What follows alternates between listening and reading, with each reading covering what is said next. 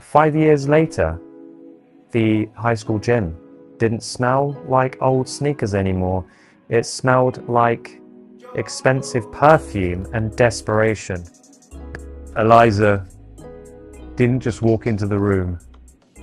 She ignited it. She arrived in a dress that looked like liquid gold poured over her skin, every movement echoing the power and independence she had fought to build. She was a sensation now, a strictly solo force of nature who didn't need anyone to lead her across the floor. She smiled at faces she barely remembered, playing the part of the star, but her eyes were restless, searching for the one person who had been her home before the world got loud. Across the room, Danica was a different kind of masterpiece. She hadn't been defeated by the shadows. She had used them to sharpen her edges. Dressed in a suit that cost more than a month's rent, she stood with a polished, untouchable grace. She was a corporate executive in the making, navigating the crowd with the same cold strategy she used to use for chess. Her eyes were calm, her silhouette commanding the space around her. She looked like a woman who had never known a moment of weakness. But beneath the professional armor, she was counting the minutes until she could go back to the one life that actually mattered, her son. Amidst the clinking of champagne glasses and the forced laughter of people trying to out-success each other, it happened. Their eyes met across the crowded floor.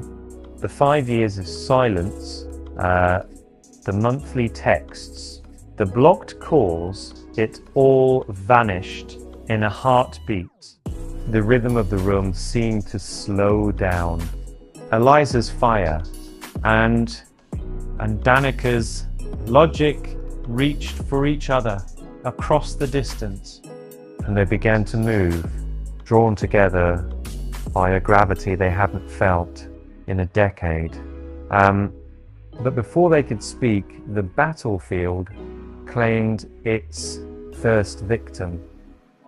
A former jock, his face flushed with too much whiskey and a lifetime of peaked in high school bitterness, and blocked Danica's path. He leaned in, his voice loud enough for the nearby tables to hear, sneering at her success.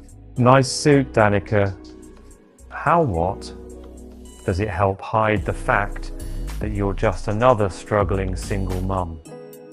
He laughed a jagged, ugly sound. "A top-tier degree, and you still couldn't keep a man to help with the kid? Huh?" Danica froze, her corporate cool clashing with the sudden sharp sting of a public wound. She opened her mouth to deploy a calculated rebuttal, but she never got the chance. So before the man could breathe out his next insult, Eliza was there. She didn't just step in, she took over the space. She slipped an arm around Danica's waist, her gold dress shimmering like a warning. "She isn't struggling, and she isn't alone," Eliza said, her voice cutting through the gin like a blade. She looked the man up and down with devastating boredom before looking at the entire room. "Seize mine. And if you have a problem with her life, you have a problem with me."